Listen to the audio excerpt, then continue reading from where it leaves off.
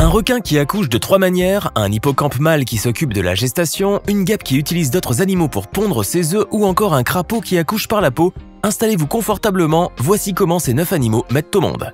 N'hésitez pas à liker la vidéo si elle vous plaît et si vous êtes nouveau sur la chaîne, n'oubliez pas de vous abonner et d'activer la notification pour ne rater aucune de nos prochaines vidéos. On commence.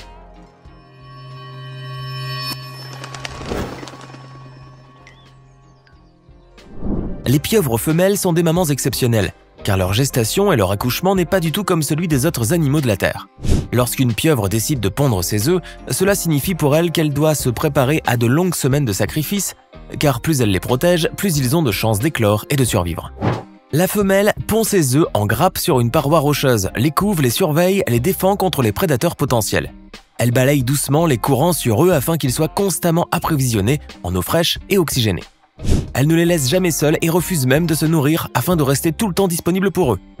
Une fois que ces centaines de milliers d'œufs éclosent, ceux-ci dévoilent des minuscules petites pieuvres qui se laissent toutes emporter par le courant océanique. Quant à la malheureuse pieuvre, celle-ci se retrouve fatiguée. Sa couleur change, la texture de sa peau également. Elle devient affaiblie, se réduit de moitié et finit par mourir. Cette mort est génétiquement programmée du fait qu'elle possède 2 glandes optiques qui sécrètent des substances endocriniennes créées pour cet effet. En donnant naissance à ses petits, la pieuvre fait sacrifice de sa vie. N'est-ce pas le plus beau cadeau qu'une mère puisse offrir à ses petits? La guêpe Pepsis est un spécimen assez particulier. Elle peut mesurer jusqu'à 5 cm, ses couleurs vives dissuadent ses prédateurs, sa piqûre est considérée comme l'une des plus douloureuses au monde selon l'index Schmidt, et son accouchement fait qu'elle est un insecte encore plus incroyable que l'on puisse s'imaginer. Lorsqu'elle est fécondée et que la guêpe veut pondre ses œufs, facile, elle ne cherche pas longtemps. Elle met le grappin sur la première araignée qu'elle croise sur son chemin. Oui, une araignée pour lui servir de nounou. Enfin, pour être plus exact, la guêpe va pondre un œuf dans l'abdomen d'une mygale ou d'une autre espèce d'araignée après l'avoir paralysée avec sa piqûre. L'araignée va alors malgré elle couver l'œuf et lorsque ce dernier va éclore, il donnera naissance à une larve qui va se nourrir à partir du corps de la mygale qui l'a couvé, tout en évitant de manger ses organes vitaux afin qu'elle reste en vie quand même. Il ne faut pas trop en demander non plus.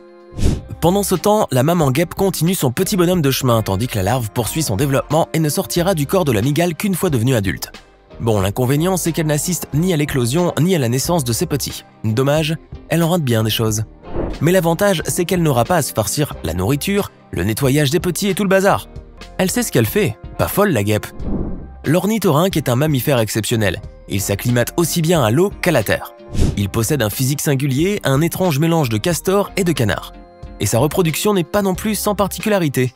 En effet, l'ornithorynque est un mammifère certes, mais curieusement, la femelle est ovipare, c'est-à-dire qu'elle pond des œufs. Et lorsqu'elle décide de les pondre, elle n'en pond pas plus de 3.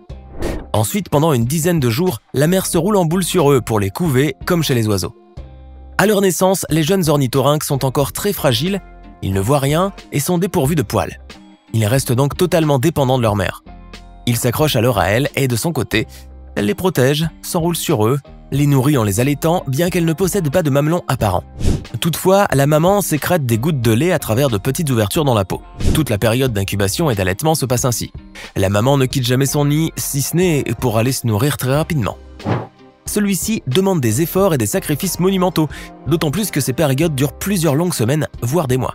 Ce n'est qu'au bout de 3 ou 4 mois que les petits sortent enfin de leur nid. Ce n'est qu'à ce moment-là que la mère retrouve sa liberté. Mais bon, en même temps, ces durs sacrifices lui donnent au moins la satisfaction de devenir mère. L'hippocampe est un petit poisson qui vit dans les eaux tropicales et tempérées du monde entier.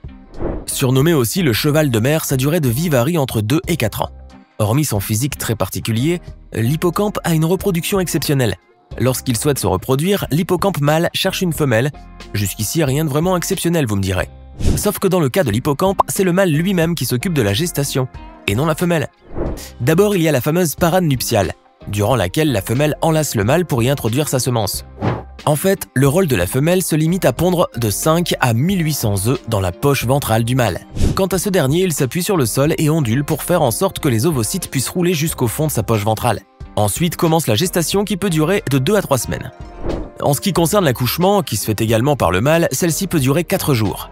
Et lorsqu'ils naissent, les bébés s'accrochent à une algue avec l'aide de leur queue. Le pauvre papa doit vachement endurer à cause de tout ce travail. Entre gestation et accouchement, il doit certainement finir lessivé à chaque mise à bas. La femelle kangourou est un marsupial assez intriguant et fascinant à la fois. Sa reproduction est d'ailleurs l'une des plus inhabituelles au monde.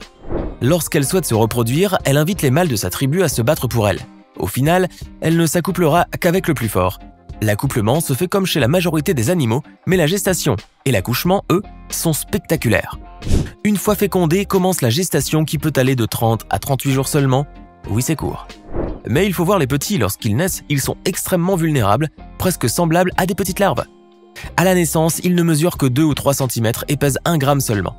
À ce stade, leurs poumons ne sont pas suffisamment développés et c'est leur corps rouge vif, dont les membres antérieurs sont développés, qui s'assure de capter et transmettre l'oxygène via de nombreux vaisseaux dont ils disposent. Vous l'aurez deviné, le fœtus termine sa croissance après la naissance. En effet, le petit kangourou naît dans une poche remplie de liquide amniotique. Lorsque celle-ci est rompue, il s'agrippe au pelage de sa mère pour grimper le plus rapidement possible dans la poche incubatrice. Pour l'aider, la mère kangourou lui montre le chemin en traçant avec sa salive. Il y reste et se développe pendant près de 250 jours. Il arrive qu'un deuxième bébé s'installe dans la poche alors que le premier n'en est pas encore sorti, et qu'un troisième bébé soit en stade embryonnaire, dont le développement est suspendu en attendant que la place soit libérée. En somme, la femelle kangourou met au monde au bout de 4 semaines, mais le plus gros travail se fait lorsque le bébé naît. Car il lui faut le nourrir en l'allaitant et le protéger en attendant qu'il soit capable de se nourrir tout seul. Ce n'est qu'au bout de 5 à 6 mois qu'il pointe le bout de son nez vers le monde extérieur. Et là encore, il reste dans la poche pendant 3 autres mois, avant d'en sortir définitivement. Quant à l'allaitement, il peut durer jusqu'à 1 an après la sortie du bébé. Laissez-moi vous dire qu'à la fin de toute cette histoire, la femelle kangourou n'a qu'une envie, c'est de prendre des vacances.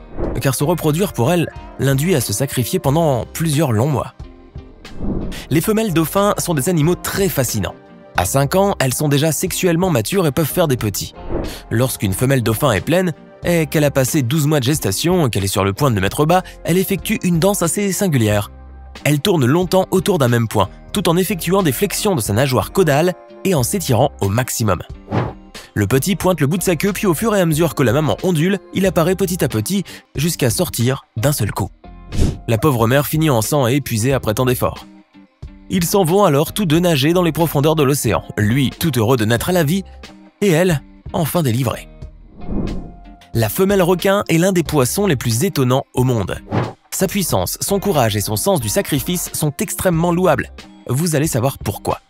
Lorsqu'elle est enceinte et qu'elle décide de mettre bas, la maman requin possède 3 différentes façons d'accoucher de ses petits, et cela varie bien évidemment d'une espèce à une autre. Soit elle est ovipare. Elle pond ses œufs directement dans l'eau, et ces derniers éclosent comme pour n'importe quel animal ovipare. Soit elle est vivipare.